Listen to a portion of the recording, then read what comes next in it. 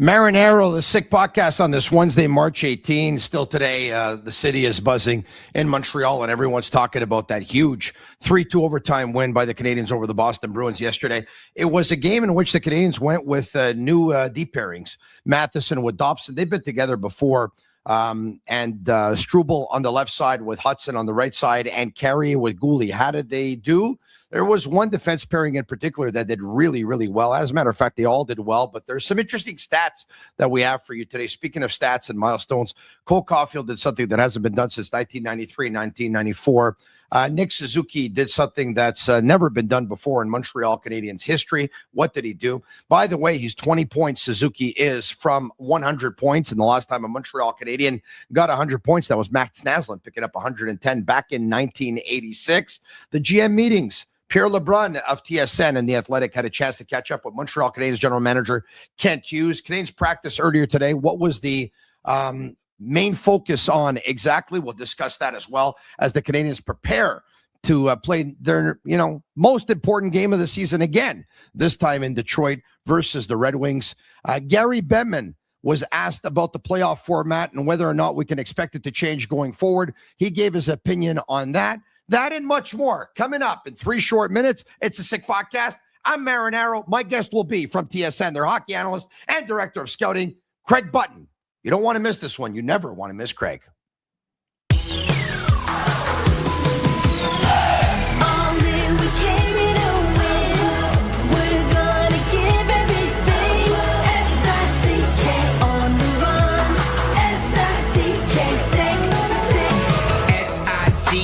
It's the sickest podcast. Tune in for the audio, or you can even watch back. Giving players all the props, or put them on blast. We don't give no hot takes, only talk facts. We're giving all our devotion, riding high on this wave of emotion.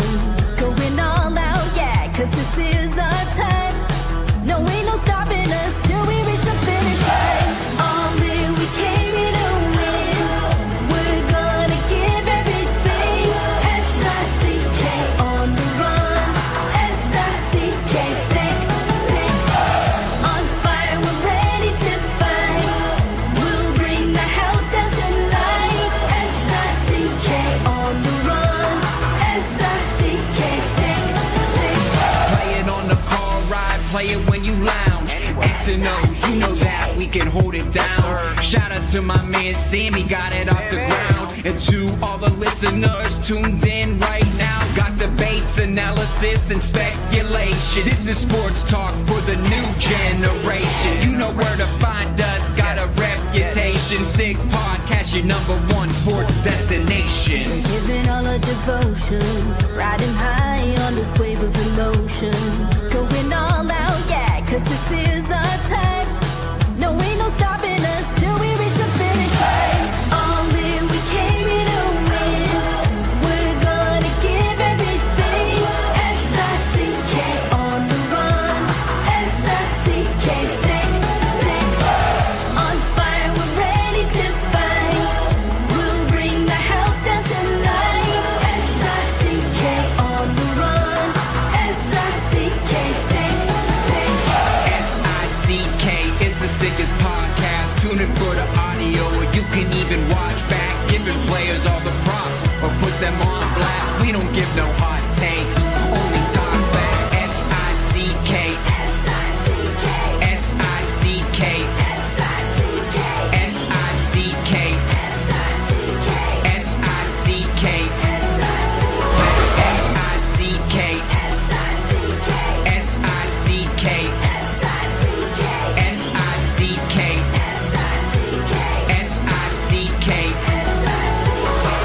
All in, we came here to win. We're gonna give everything. S-I-C-K on the run. S-I-C-K, sick. Turn up your volume. Because you're about to listen to The Sick Podcast. With Tony Marinaro.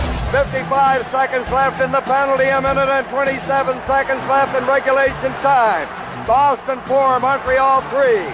Lafleur coming out rather gingerly on the right side. He gives it into Lanier, back to Lafleur. Oh! The sickest Montreal Canadiens podcast. You're in the fall! Sports entertainment like no other. Rejoint, on lui fait perdre la rondelle, une passe devant. Et c'est le dégagement et ce sera la victoire des Canadiens. Coupe Stanley pour les Canadiens. Leur 23e de l'histoire. You found the dogs! John, you found the dogs! He found the dogs! And all together, they worked a young team to the top. And now, a 24th Stanley Cup banner will hang from the rafters of the famous Forum in Montreal. The Canadiens win the Stanley Cup! Brought to you by Energy Transportation Group. Driven to be different. La Tibi. Embrace your true nature. And Playground, your premier gaming destination. It's gonna be sick. Marinaro, the Sick Podcast on this Wednesday, March 18. I hope everyone is well. Thank you for joining us today. Very much appreciated on YouTube, on Facebook, and on Twitter. In all transparency, this podcast was recorded a little bit earlier than 10 p.m., so I will let you know that there were games tonight on the NHL schedule, a handful of games, and probably the ones that were of most interest to the Montreal Canadiens was the game between the Carolina Hurricanes and the Pittsburgh Penguins in Carolina, and Ottawa visiting the Capitals in Washington, because, of course, Carolina and Ottawa. Carolina's in the playoff picture. Ottawa's just outside the playoff picture. In that game, by the way, between Ottawa and Washington, Cole Hudson and his debut in the National Hockey League. So if I'm not going to be talking about the updated standings, now you know why. But what I will be talking to you about is that huge Montreal Canadiens win yesterday over the Boston Bruins by a score of 3-2 in overtime. It was an exciting one. It was a dandy. Everyone's talking about the way the game ended, of course, with Lane Hudson to Nick Suzuki, and Suzuki, who threads the needle. He passes the puck in between Pasternak's blade and underneath his stick. It's unbelievable. So right underneath his stick, and it goes right through Charlie McAvoy's legs to Cole Caufield, who's all alone on the doorstep, was able to actually get in there. Maybe, you know what, playing a little game of hiding and seek, boom, boom, boom. Here, you know, now you see me, now you don't. And maybe they knew where he was, but they probably thought there's no way that Suzuki's going to be able to get him that puck. And if you didn't know already that Nick Suzuki is an unbelievable playmaker, well, you saw Exhibit A last night. That guy is absolutely amazing. Speaking of amazing, Cole Caufield's 40 goals are amazing. Nick Suzuki's 80 points are amazing. Lane Hudson's is amazing. His shift in overtime was amazing. His play to break up a 2-on-1 was amazing. The way he decided to take matters into his own hands when the Canadiens were down by a score of 2-1 was amazing. The Canadiens' best players were their best players last night. Suzuki was outstanding. Caufield was outstanding. Lane Hudson was outstanding. And some of their players who aren't their best players but can be dominant when they're in one of those moods. Josh Anderson came up big for the Canadiens, and the Canadiens, you know what? Jakub Dobiš rewarded the Canadiens by saying, thank you very much for giving me the assignment to take on the Boston Bruins. He was great as well. We have plenty of sponsors to thank. I want to start with the one, of course, that brings you Craig Button, and they are Souvlaki Authentique. Montreal knows good food. Nothing hits like Souvlaki Authentique. Every stick of Souvlaki is marinated fresh. Every pita is packed with flavor, and the potatoes twice fried and finished with that signature lemon sauce. Comfort food, Greek-style, family-run, flavor-packed. Proud to serve Montreal. Go to SouvlakiAuthentique.com to find your nearest location and bring the taste of Greece home. Without further ado, let's bring him in. Craig Button. Craig Button, presented by Souvlaki Authentique. Bring the taste of Greece home. Craig Button, how are you? I am fantastic, Tony. Hope the same for you. Hey, spring is coming early on Friday. I can feel it in the air. You know what? The weather's starting to turn around here too after a very, very windy couple of days. Today was the snow was starting to melt, which is pretty nice. All right, okay. Spring is coming pretty early, but we can smell the playoffs, and they're around the corner. They're about 1 month away. That game last night between the Canadiens and the Boston Bruins, Marty St. Louis called it the most important game of the year, and it was. And it's funny because tomorrow night in Detroit for the Canadiens is going to be the most important game of the year now that one's out of the way. Cole Caufield, and it's incredible, became the first Montreal Canadiens 40-goal scorer since Vinny Danfus did it back in 1993-94. And it's funny because Pierre Maguire joined me last night on the Habs postgame show, and he says, yeah, I remember that Danfus goal. And I said, oh, yeah? He goes, yeah, I was coaching the team he scored it against. And he says they beat us that night. And so that's, you know what? And I've thought about it all day today. You know, everybody 32 or younger has never seen a Montreal Canadian player score 40 goals. I mean, that's a huge accomplishment. Cole Caufield should be very, very proud. Like, hitting 40 doesn't happen every day. Only 2 players in the National Hockey League have 40 thus far. And it hasn't happened to a Canadiens player once again in 32 years. Pretty cool, man. Yeah, no question about it. And, you know, you think about the other record that he has set, the other unique thing, most overtime goals by a player in the history of the Montreal Canadiens. So, and he just turned 25 in January. You know, Vinny Danfus was a little bit older when he was scoring 40 goals.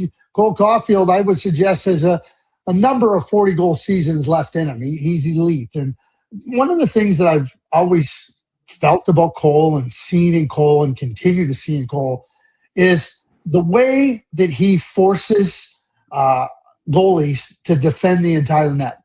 He's not looking for one spot. He moves around, and he can hit so many different spots on the net with the precision that he has with the outstanding release. So when you're a goaltender facing Cole Caufield, he gives nothing away. There's no tells. And that's what allows him to keep goaltenders on their heels.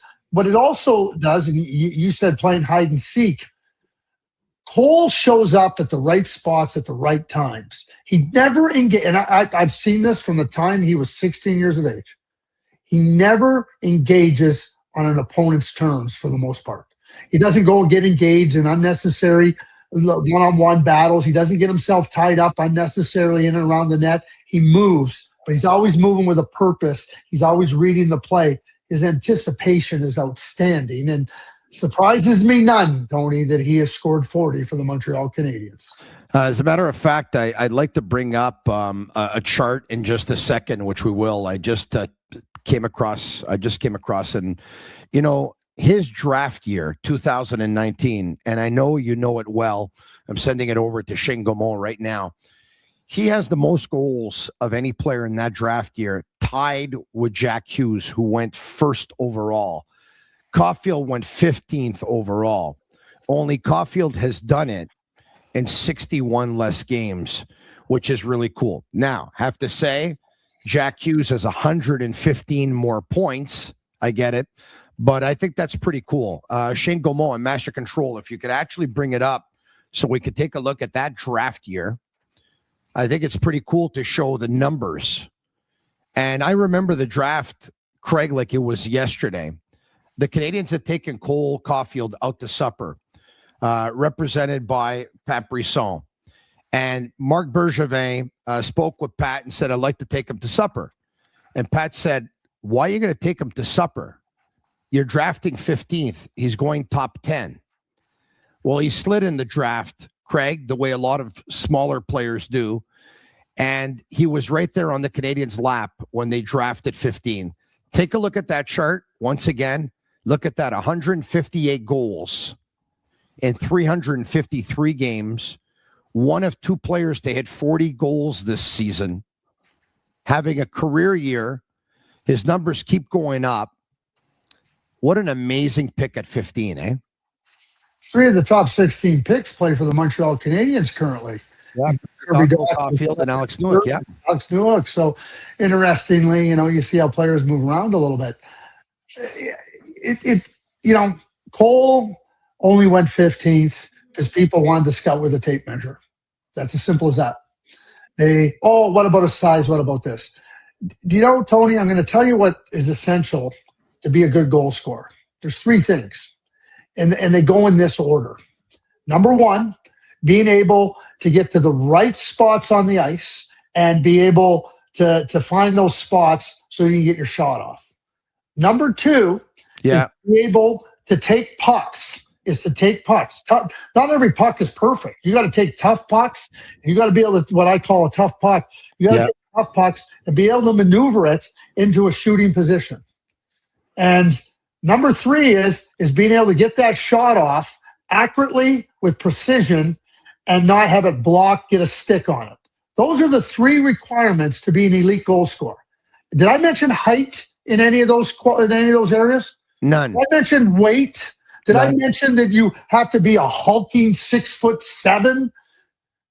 People overlooked Cole Caufield because they wanted to look at the height, and they missed it. And they missed it big time. I'd be willing to add that this guy he's not afraid to go to traffic areas. Right? Never was. He doesn't have to play in traffic, Tony. Yeah. Like, you got to go to where the dangerous areas are. And when I say he doesn't get engaged on the opponent's terms, he doesn't go and battle in front of the net. Brendan Gallagher has to play differently than Cole Caufield. And so Brendan Gallagher plays that way because that's how he's got to play. Cole Caufield doesn't have to play that way. This idea that he did, like, Cole Caufield pays a price. Cole Caufield's a competitor.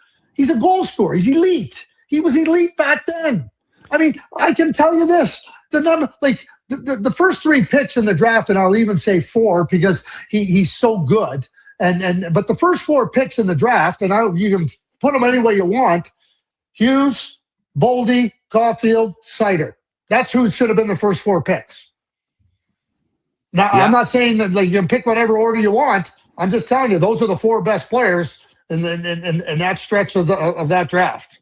And just all Montreal did was get really that's, one of the things in the draft comes up and people ask me, oh, how good is the draft? People get caught up in that drafts get defined by who's at the top end.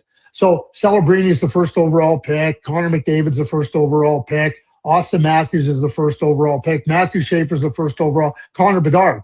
Only one team gets that player. So you're telling me that because the draft is good because it has Bedard in it, it's not good? Teams that draft well, it's a good draft. Teams that don't draft well, it's not a very good draft. Do you know the Arizona Coyotes traded up to 11 to take Victor Soderstrom? Yeah. That was the only trade in the first round that year. They traded up to get a guy that's not an NHL player. So, again, I don't want to hear about good draft, bad draft. You have a good draft, you draft well, it's a good draft. If you don't draft well, you better ask yourself why you didn't draft well. There's 45 players that'll play 350 games or more in every draft. It's crazy. Some with varying degrees. Yeah, it's crazy. He's playing with the 45. Bruins. He's playing with the Providence Bruins. It's something else. Well, but you know what? He's not an NHL player. They traded up to get him. They passed Matt Boldy. Yeah. At 12. I want to give Trevor Timmins a lot of credit because it could be a logical pick at 15, but at the same time, let's not forget, he's a player that a lot of teams passed up on because they said he's small, he won't be able to do it in the National Hockey League, he's going to get killed, yada, yada, yada. We've heard all that stuff before, right? Said the same thing about Lane Hudson. I remember the Canadiens draft table. The Canadiens actually had video coverage on their Habs TV. They put it out there on YouTube, and Marc Bergevin, as most general managers do, he lets his scouts take care of it, and obviously he gives them the responsibility. Trevor Timmins looks over at Shane Churla and company, and he says, "I say Caufield." And Shane Churla says, "Yeah, you know what? I say Caufield." Everyone at the table says, "Yeah, you know what? I think so. Let's go Caufield. Let's go with the goal scorer. Let's go with the goal scorer." And Trevor Timmins starts it, and he says, "I say Caufield." And then he listens to all his scouts and what they have to say. They give him their input, and then he looks at Bergevin and he says, "Caufield, are you okay with that?" And Bergevin says, "Yeah, okay, let's do it." Boom, Cole Caufield. And you got to get a little lucky too, because I remember at the draft they were saying we need Dale to take the goalie, and Dale took the goalie, right? He took Spencer Knight, and you once again you got to get a little lucky because Cam York went right before to Philadelphia. And maybe he was going to be the guy that the Canadiens were going to take. Like, I don't know. But look, credit to Timmins, credit to the scouts, credit to Bergevin, credit to them all. That's a great pick. I saw something earlier today, which actually I was really surprised by, okay? Because the Canadiens have a rich, long history, and Lord knows they've drafted a lot of good players. How many, before we bring it up, Craig, how many players would you think the Canadiens drafted to score 40-plus goals in a season with the Montreal Canadiens? Don't want to put you on the spot, but I'd be curious to see what you'd have to say. Well, Guy Lafleur was really easy. So I'm going to start in that draft. I'm not going to go before that draft. Guy Lafleur is really easy. Stéphane Richer scored 50. He scored over 40 a couple times. Cole Caufield, who's drafted by the Montreal Canadiens. I'm trying to think, is there any that I don't think Matt's ever scored 40. Did Matt score 40? Did Matt Naslund score 40? This season he had 110 points. Yeah, I think he picked up 42 goals or something. Yeah. Okay, so there you go. So there's 4. I'm trying to think. Did Max Pacioretty score 40? No, he did not. I don't think so. He just fell short, right? He just 39. Fell short. He was high. 30. Yeah, there. I knew he had just fallen short, right? I'll add this, by the way. Richer never had 40 as a Canadian. He did have a season of 50 and 51. But you have to have 40 to get to 50. I get it. No, I get it. But I'm just saying, because you said he had a couple of 50s and he had a couple of 40s, but he had a 50 and a 51, and then he was under 40 for the other seasons with the Canadiens. So obviously Richer is definitely an answer for sure. There's no doubt about it. Let's bring it up. I'll show you this. This is pretty cool. So the Canadiens' rich history. Look at that. Lafleur, I knew Steve Shutt too. Yeah. Napier, Naslund, Richer, and Caufield. Yeah, I wouldn't have got Mark Napier, but and let's remember that one. Mark Napier got drafted before Mike Bossy. Yeah, I hear you. Well, wait a sec. You talk about Mike Bossy was the 15th overall pick, just like Caufield. Yeah, and Mark was a good player. Think about the draft. Think about it. Think how lucky the Islanders got. Bossy's skating, though, right? I guess a lot of people at the time. Oh, I cut to skating. Do you want to know what it was? They were stupid. It was a dumb thing, and seriously, and listen, some of the best scouts have made dumb picks, and I'm not here to knock Mark Napier, okay? But the bottom line wasn't about skating, it wasn't about anything. They didn't think he was a very good checker. And the great line was Al Arbour when he was asked about taking a big rugged kid from Western Canada or taking the goal scorer who wasn't very good defensively. Al Arbour told Bill Torrey, he goes, give me the goal scorer. I can teach him how to check. I can't teach the other guy how to score. And listen, Ronnie Caron and that scouting staff, they were brilliant. They drafted lots of good players. They also missed on players because that's part of the equation of missing. I'm not here to knock Mark Napier because he was a good player, okay? The point I'm making here is Trevor Timmins was a good scout. And everybody wants to talk about, he missed here, he didn't. Everybody misses. Everybody misses. And what you do is you got to look at it over time. And, was Mark Napier a miss? Well, it's a miss when you start to put it in context of you could have had Mike Bossy. And Mark Napier was a good player, really good player. I'm just saying that just keep that in mind when you assess that Trevor Timmins was a good scout. And he's a good scout. And he still is a good scout. The Sick Podcast is brought to you, and by the way, he's a great person. Sick Podcast is brought to you in part by Energy Transportation Group, a leading asset-light 3PL that's driven to be different from cross-border freight between Canada and Canada, USA, and Mexico to coast-to-coast shipping in both Canada and the United States. Energy moves it all. They're fast, reliable, and powered by tech that delivers smarter logistics. If you need a real partner in transportation, contact the team at sick@shipenergy.com and see how Energy Transportation Group is changing the freight game. And by the way, I know that's going to be a comment that a lot of people are going to say, no, he wasn't. He was this, he was that, he was awful. Look, I'm not going to make any excuses for him. Nobody bats for 1,000. There were a couple of extenuating circumstances which made that, unfortunately, some of their picks didn't pan out. The 2 years that they had picked number 3, he went with a centerman because they needed centermen in the organization. They needed centermen on the team, and he felt pressured at taking one. There's another year that Louis LeBlanc was up when the Canadiens picked, which was, 16, 17, or 18, whatever it was. And there was some pressure into taking the hometown boy in that one. So, and look, and there were other couple of hiccups as well, but there were some good picks. I do believe that the Canadiens lacked in their player development department when Trevor Timmins was with the Canadiens. And if he would have been able to benefit from a player development department and some of the people the Canadiens have in place now, I think his players would have been a lot better off. But once again, nobody bats for 1,000. Okay. So Cole Caufield, once again, hits 40 goals. And there's another amazing number that I have to go with, is 40. Okay. Game-winning goals. You talked about that amazing number. He scored 5 of them in overtime. It's an amazing number. I'm going to give you another number. Are you ready? And it's in reference to Cole Caufield. Okay. And the number is 0. Do you know what I'm referencing? Nope. 0 empty net goals out of 40. 0.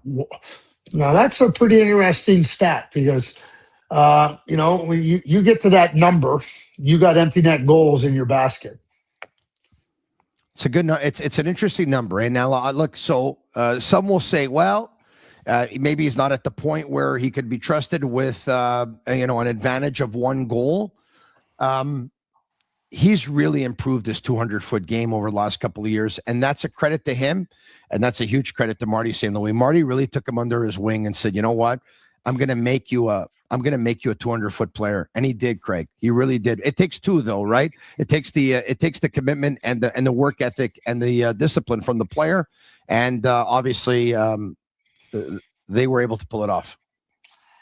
You're exactly right. I mean, it's an investment in development, as you just talked about, in terms of your young players. It's players investing in themselves. And you can't make any player better than that player wants to be. And Cole Caufield is wired to be the best he can be. And you look at the physical maturity that came with it. And, he was playing in Wisconsin with Alex Turcotte. And I watched Alex for a long time. And, Tony Marinaro was coaching in Wisconsin, Marco Siki, 2 really great coaches, really good people developers. And Alex was so keen on getting out of Wisconsin and going pro. And Cole stayed.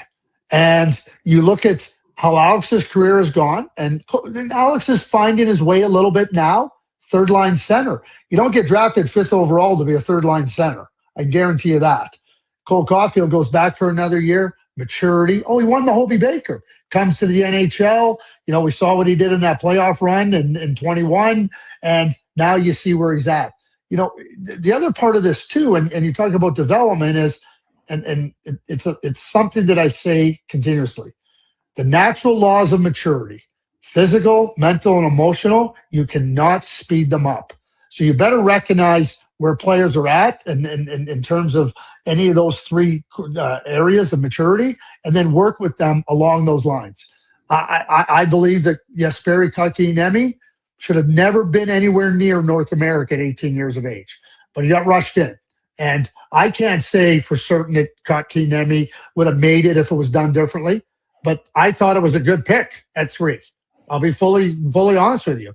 Louis LeBlanc had decided to go to play college hockey, and the Montreal Canadiens insisted on him leaving. I'm not going to say Louis LeBlanc was going to leave, but his development path, and maybe he just didn't believe in the way he was being told to play and develop.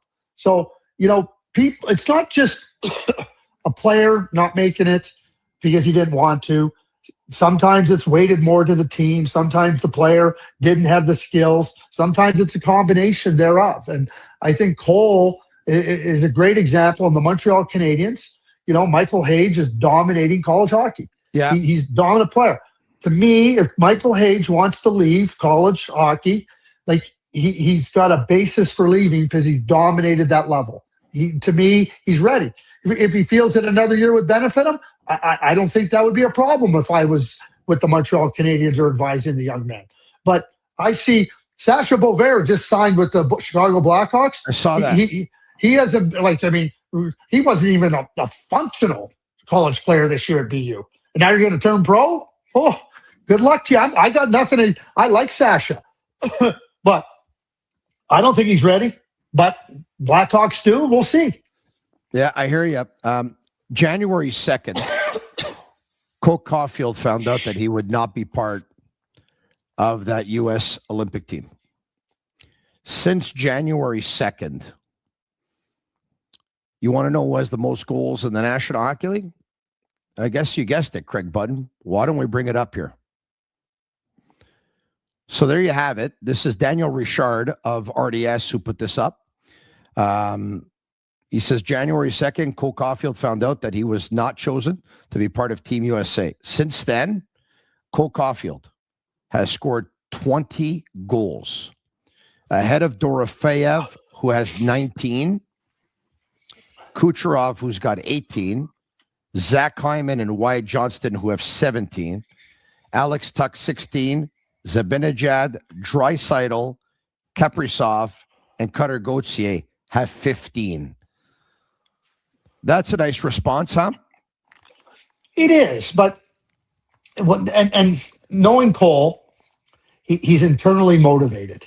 You're going to be disappointed about not making the Olympic team, and you should be. You want to play at the highest level. You want to represent your country, and Cole has done that.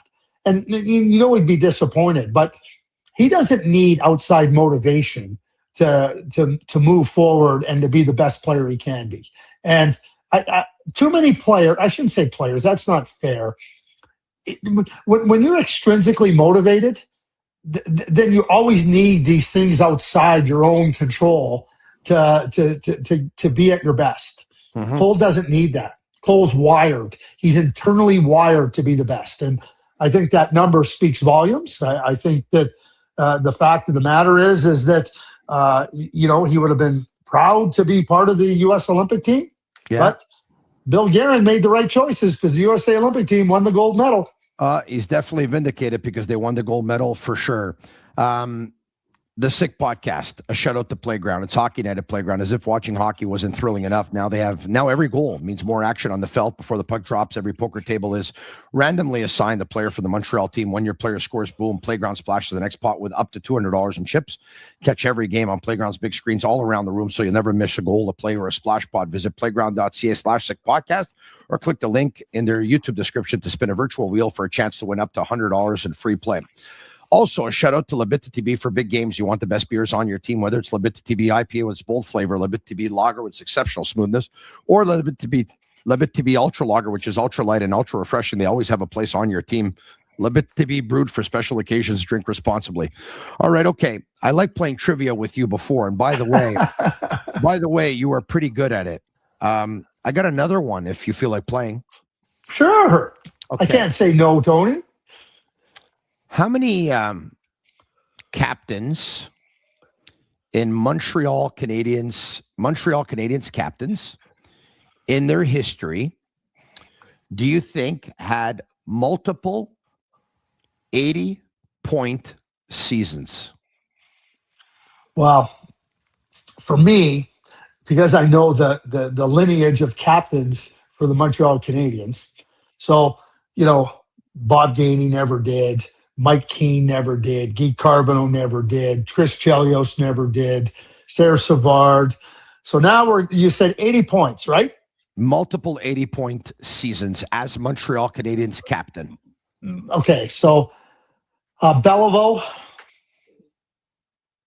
Then it went to Henri Richard. I'm going to say Beliveau, Henri Richard.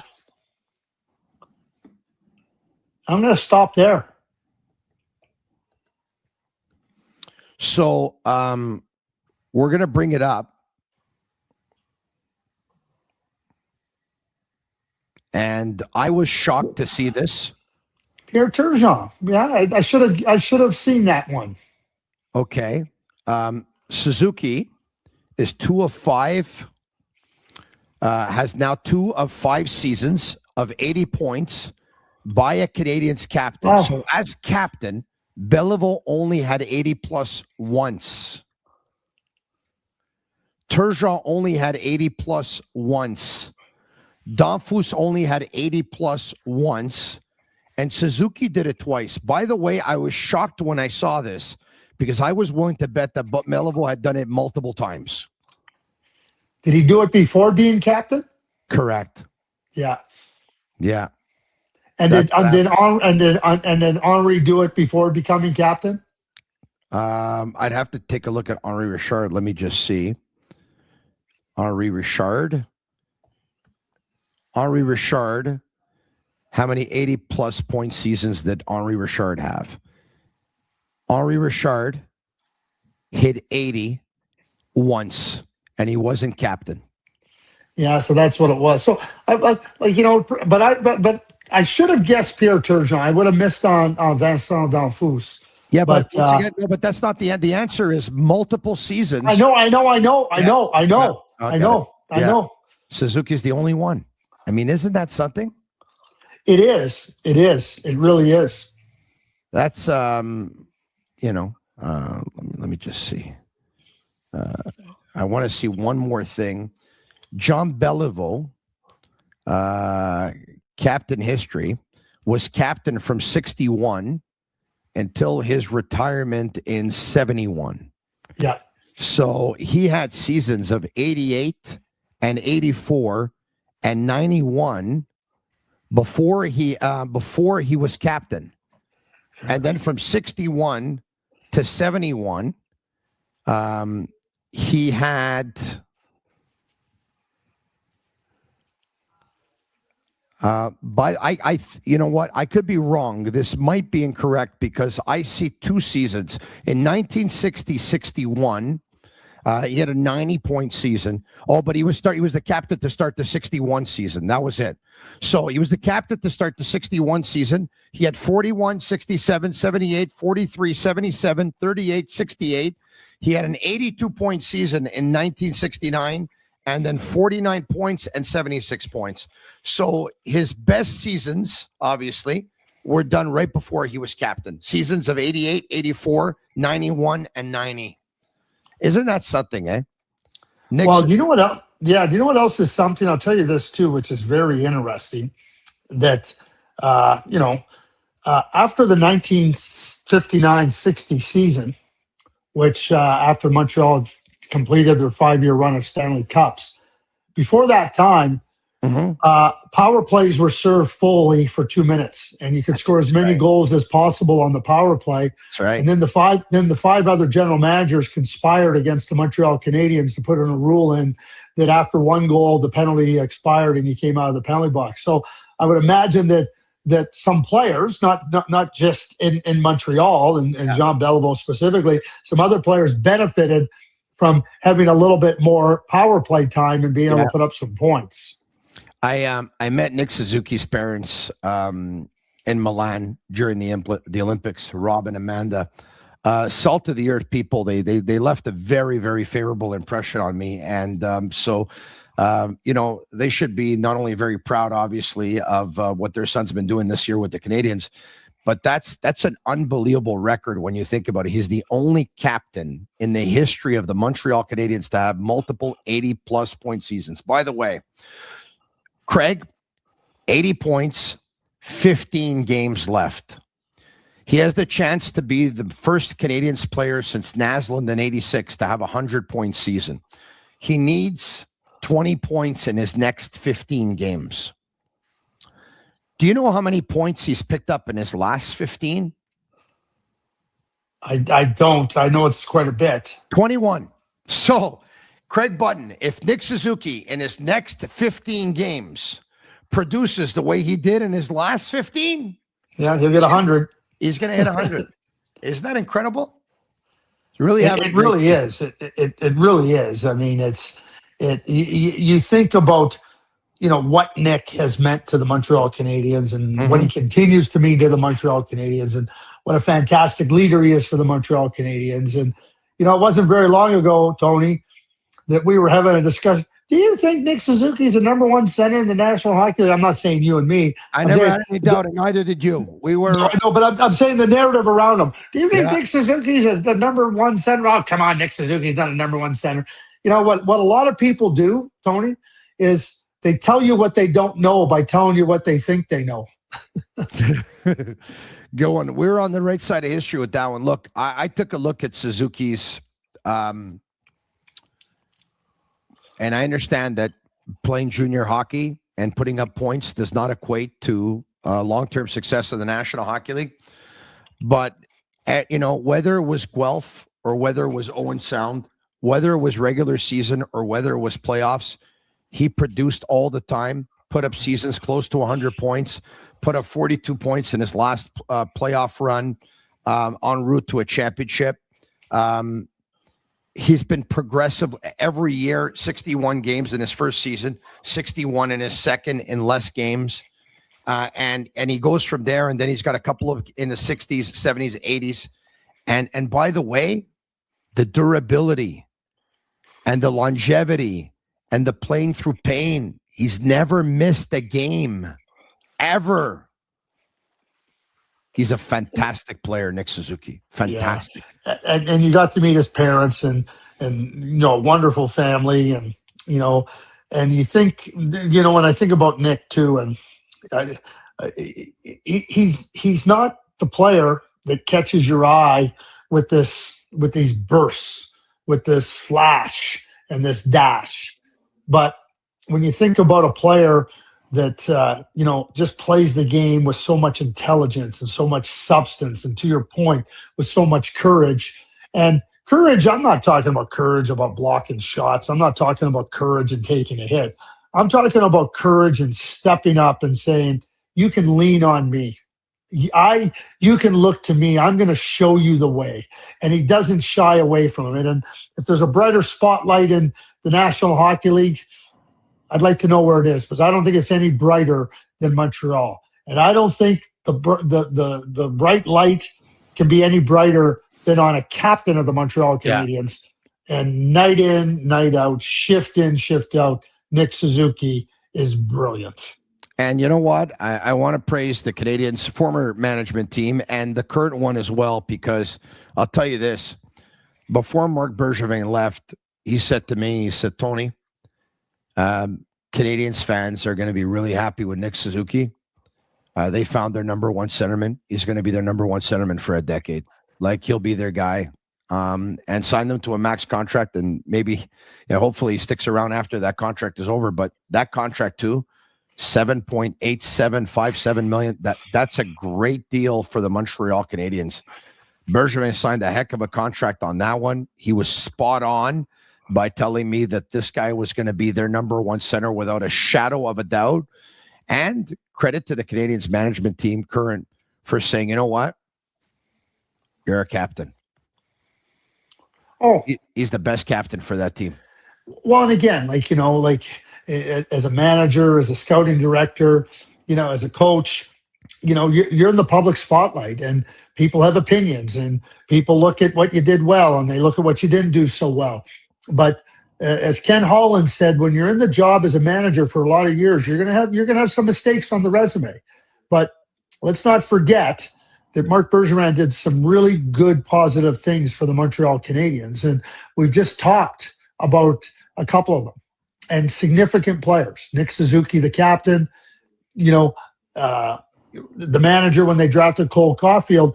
And I'm not one to say the manager drafted the player. What I am is to say the manager created an environment where the scouts could go out and do their work. And I think that Mark, having scouted previously, understood that. He let Trevor Timmins go out and do the work. Just like Kent Hughes lets Nick Bobroff go out and do the work. Like Ken Holland told me this when I became a manager. He told me, he says, Craig, your background scouting, you'll have a kind of a little bit of a desire to get out there and scout. He goes, can't do it anymore. You got to trust other people to do it. And the good managers do that. Any manager that thinks they can go watch a player once or twice and tell you who they should be picking is making a huge, huge mistake and overestimating their own abilities. Is that something? All right. Okay. Speaking of Kent Hughes, he had a sit down with your colleague, Pierre Lebrun, over at TSN, and who wrote an article on The Athletic. And of course, Kent Hughes talked about a deal that was almost concluded by the Canadiens on trade deadline day, but didn't materialize. And he brought it up and said, you know what, we weren't able to get it over the line. And maybe it's something that we'll revisit in the summer.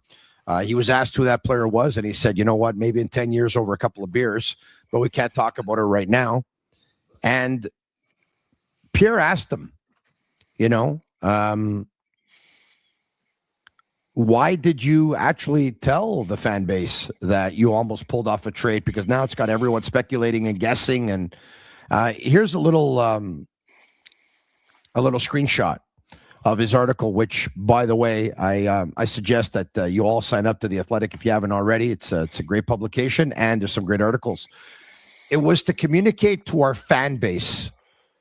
Don't misinterpret the lack of results as a lack of interest in doing anything and just being completely focused on the future and not the present. It's on me for not being able to get something done, Hughes said. At the end of the day, it's a results-oriented business, but it wasn't for a lack of trying. He also added that all the names that he's heard there thus far that people have speculated, and Matthew Nyes or Ryan O'Reilly or whatever other names, he says that people haven't nailed it yet. They haven't got the name yet. It's a mystery player. Name hasn't come out yet. So it's something that he hopes to try to revisit. Yeah, and again, like I would say to Kent, there's a lot of things when you say it's a results-oriented business. Yeah, it's a results-oriented business on the ice. But results sometimes are measured in not doing something for the sake of doing something, not doing something because you feel pressure to do something. And so that's a positive result too. And maybe you don't have something to announce in terms of a trade or an acquisition or something along those lines. But Kent, he's not going to, again, we talk about the spotlight of being in the Montreal Canadiens market. As a manager, you're under scrutiny. And Kent's not going to shy away from it. He's not going to, the bright lights are not going to face him. They're not going to blind him. But at the same time, and Kent's right, like he knows, and I know having been part of it, sometimes trades can be consummated a little bit quicker. Sometimes they can't. I know that there was, I remember it very clearly. It was early February of 2002. Pierre Lacroix phoned me and he asked me about Derek Morris. And I said, oh, that's interesting. And Pierre was, I loved Pierre. And Pierre was taking the initiative. And so we started talking. And we started talking and we talked and we talked. And we'd go to Benihana's Steakhouse. And I was always afraid of the knives. I kept my hands away. And, Pierre was such a bon vivant. And I loved being with him. And you could sit down and have a coffee with him. You could have a glass of wine with him. You could have lunch with him. And always working it. Well, when the deal was able to get done, it was September of that year. It was a long time, and it was a lot of discussions. But Pierre knew that I was willing to listen, and I knew that Pierre was willing to listen. And sometimes it just takes circumstances, the more diligence to get to a point where you can make a deal. And I think that one of the things that I feel in today's world, and it's not about saying names. It's about saying, yeah, you know what? Today, as a manager, I received 11 calls from NHL teams about our players. And, you don't have to say who the players are, but I think Kent was being as transparent as he possibly could, taking responsibility for trying to do his job and making sure that everybody knows that he's working hard. And I don't think he has to say that, but some things I said happen a little bit quicker. Some things take a little bit longer. And some things you talk about never happen. It doesn't mean you didn't have good, solid conversations about them. Mm-hmm. It just means that sometimes you just couldn't get to a point where you were comfortable. Either side was comfortable to make a trade. So I think that in Kent's view, it's always about what makes sense for the team. And sometimes doing nothing makes the most sense. Based on what we've heard, I mean, if we, connect all the pieces and connect the dots with all the little bits of information that we have, it almost seems like they got caught up in that significant trade that didn't materialize. They just weren't able to get it over the line. And then after that, if they wanted to do something, there was no more time. I know that we'll only know the answer to this question at the end of the season and whether they get in or they don't. And if they get in, how far they can go. But that insurance policy at right D, you think it'll come back to hurt them? Because I felt, I loved Connor Murphy. I was hoping that they would have been able to acquire him before the Edmonton Oilers. And even on draft day, I was looking for an insurance policy. On trade deadline day, I was looking for an insurance policy of Trevor Reemsdyk or someone else.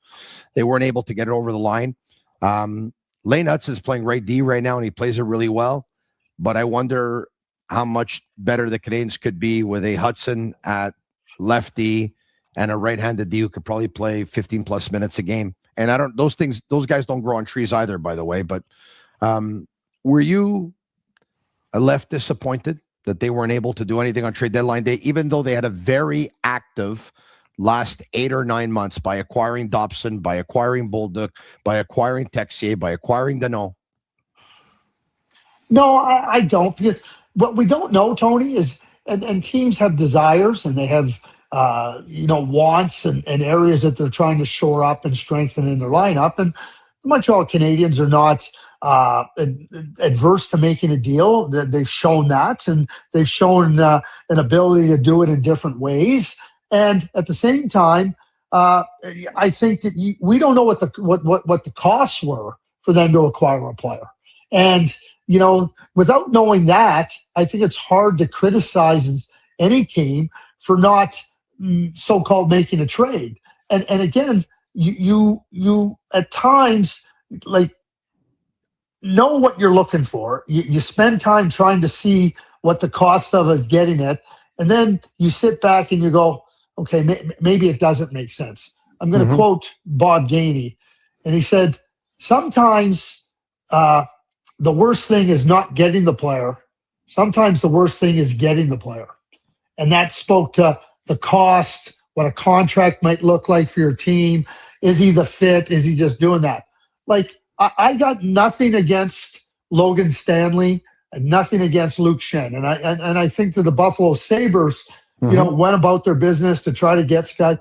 But you're talking Colton Parayko, and it felt like the Buffalo Sabres felt like they had to go and do something. Now, Buffalo's in a different space than Montreal, and trying to send a message, get a Stanley Cup winner and Luke Shen into their lineup, into their room, is a positive. But to me, you look at a Colton Parayko, and I think me and you have talked about this, and I'm not here to speculate on names or anything, but that 4 years left on a contract, is he a player that's looking to would be open to it moving? Is it a deal that can be made with the St. Louis Blues? To me, that would be the ideal player, and I don't know what the cost is, to play with Lane Hudson. Parayko, eh? That's for 4 years left on a contract. Yeah. 6'6", physical, shoot the puck, takes pressure off of Noah Dobson, takes pressure off of Alex Carrier, and now you got it all lined up. And are there going to be players that have to move out because of that? Yeah, no question about it. But to me, that's the player. When I hear Kent talk about somebody that can help us now and help us in the future, that's the type of player. That's the type of player. Yeah, I saw something from Arpin Basu that he put up on X earlier tonight. The Canadiens' defense pairings. We spoke about the defense just now. Matheson played with Dobson yesterday. Struble played with Hudson. Hudson played on the right side. And Goulet played with Carrier. It's been a little bit of a disappointing season for Goulet. I think a lot of people expected him to take the next step. He had an injury. When he came back, he was never really able to find his footing. But last night was a very, very positive game, and some stats prove it. I got something from Arpin Basu, and I got something else from Twitter as well. In 13:31, with Goulet and Carey on the ice at 5-on-5 against the Bruins, the Canadiens held a 20-5 advantage in shot attempts, 8-2 in shots on goal, 8-0 in high danger scoring chances, and they controlled 96.45% of the expected goals according to Natural Stat Trick. Goulet did get a handful of 5-on-5 minutes away from Carrier and finished with a team-high 88.42% expected goal share. From that one perspective, it was the best game of Goulet's career. Do we have something else? I don't know if the other one actually added a little bit more. Attempts 25, unblocked attempts 17-3, shots 8-2, expected goals 1.40 to 0.05, chances 12-1, high danger chances 8-0. That was pretty cool. Your thoughts on Matheson with Dobson, Struble with Hudson on the right side, Goulet with Carrier? Because it looks like Goulet's chair, he's best suited on a third pairing right now. Well, and I think he's also best suited to playing the left side. Yeah. I really think that Caden playing on that side is more comfortable on that side. The movements for Caden playing on that side are more natural, or more into his pattern of thinking, muscle memory, and everything. So and keep in mind that he came back from an injury. So you're rehabbing an injury, you're not getting those reps, and now you're trying to get back to what you know. And so I think being on the left side is what Caden knows and knows well, and I think it's good. And I think Carrier is a really good, solid player in that spot, and I think they can have really good interplay between the two. And the other thing you got to keep in mind is you got them playing in that spot. Who are they playing against? So it becomes a little bit more manageable matchups, and obviously the numbers very clearly tell you they took advantage of those matchups. You don't have players scaled up a little bit too high or beyond maybe what their best capabilities are. I love Matheson and Dobson together. I understood what they were trying to do, splitting them up. I love that pair together. I think it's a top pair that works really well together. And I think that whatever it is, sometimes you look at a pairing and you might not draw it up, and you might be always looking for ways to move it around and not stay committed to it. But the Jaden Struble, Lane Hudson pairing has been a pretty good pairing. I think so. From my observations. And, Lane playing on the offside, he's so capable. And because Lane plays a different type of game where he's maneuvering and moving around, I think Jaden gives him a sense of reliability and stability and dependability. And, Jaden is just, he can read off a Lane, and Lane knows that he has a little bit more of that freedom to go. So I like that pair. So I think ideally right now, when I look at the way that the pairings are set up, I like it this way. Like, would you love a right shot defenseman in there to play alongside Lane Hudson and put him to the left? Yeah, you're always looking for the ideal. But at the same time, right now, this is what the Montreal Canadiens have available to themselves, and I like it. Does David Reinbacher end up coming into the mix at some point in time? Maybe, maybe not. But how they've constructed their defense pairings, I like it, and certainly the evidence from the game against Boston is positive.